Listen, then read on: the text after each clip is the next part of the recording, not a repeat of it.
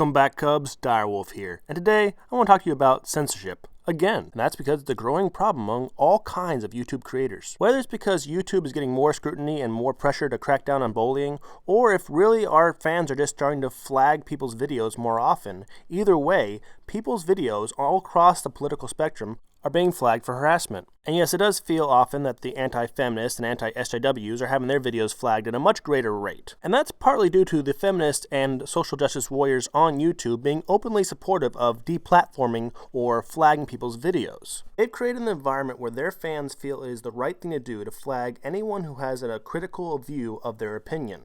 They frame any critique and or mockery of their opinions as being hateful and harassment. And they have the dubious opinion that offensive speech is not covered under free speech. And it's this point of view that leads many skeptic YouTubers like Michael Barbosa, VeryNearlyViral, Irate Bear, and Rags all have to deal with community guideline strikes. In fact, for a skeptic YouTuber, a community guideline strike is a regular occurrence. If you have become big enough and you get enough attention, people will flag your videos because they don't like what you're saying. And very often you can get them overturned, but increasingly recently, they're not getting overturned. And I believe that's because the more recent community guidelines that YouTube has published are being interpreted that basically any response video from one YouTuber responding negatively or critically of another is being considered harassment. So it's becoming increasingly likely that if someone watching the video flags it, that the community guideline strike will actually stay. And this is bad for free speech, and this is bad for debate. And I'm not just saying for skeptic YouTubers like myself or members of the skeptic community. It's also bad for the feminists and the social justice warriors.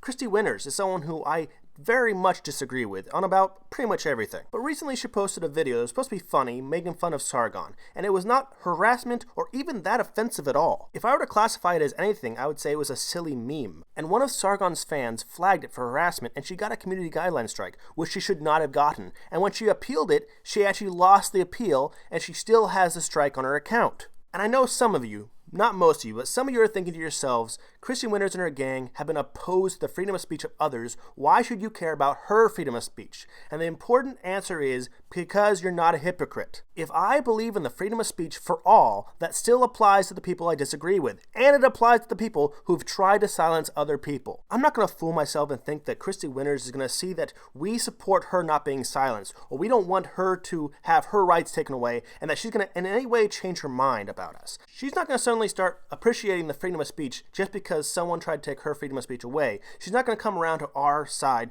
but it's still incumbent upon us that we stay true to our principles. Just like I disagree with Richard Spencer, but don't believe his rights should be taken away or that he should be assaulted in the streets for his opinions, is the same way that even though I disagree with Christie Wyers, I don't believe that she should be silenced because of her opinions. Even though it's the left that's been rioting around the streets and deplatforming people and trying to burn down the building with Milo Yiannopoulos in it to silence him, even though it's them that's been doing most of the silencing, it doesn't make it okay to try to silence them. Now don't get me wrong, the ones actually being violent should be put in jail, but the ones who are just holding on to the ideology that it's okay to silence people they disagree with, they should not be silenced. All of my Cubs, please, do not flag videos of people that you disagree with just because you don't like what they're saying. And I say that knowing far well that it's probably not my Cubs actually flagging these people's videos, because you know my stance on the freedom of speech. You know that it's very important to me, and I don't think you'd be following me if you didn't believe it also. But the reason why it's important to me is because the idea that you can silence someone you disagree with is a double-edged sword. And this idea, this weapon, Kristi, that you have used against other people, that has now been used against you, I hope it helps you understand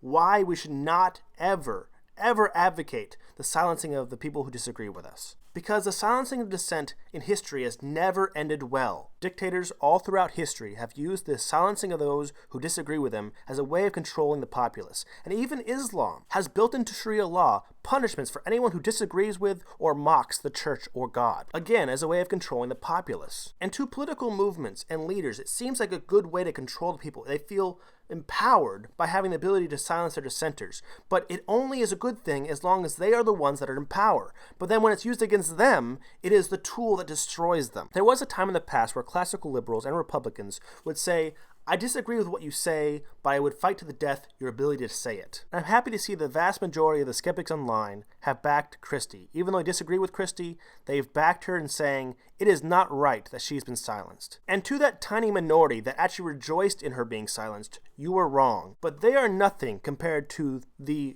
huge amount of online feminists and social justice warriors that have praised the silencing of skeptics. However, despite the people who have opposing opinions of us not supporting us in the way we support them, it is important that we do the right thing no matter whether or not they do the right thing. So on that note, in the description of this video, you'll find the link to her video and also the link to her channel. And for the very first time, I'm going to ask you to go to someone else's channel that I've responded to and leave comments on their video. If you believe the freedom of speech applies to all people, no matter how good or bad of a person they are, please tell her in her comments that you support her freedom of speech. Please show her that my cubs, that the regressive left often demonize as being deplorable, are not quite as evil as they make us out to be. And if you feel so inclined, you may take part in the hashtag #FreeKristi, though I'm not really sure that the hashtag campaigns actually achieve anything. If one of you guys could ever tell me what the purpose of a hashtag campaign is, I'd kind of like to know. And while you're at it, VeryNearlyViral recently had a video taken down by Riley Dennis. I'm going to post that video on my channel, and I'm also going to link their channel in the description of this video. Thank you very much, Cubs, for listening to me rant for the last 6 minutes.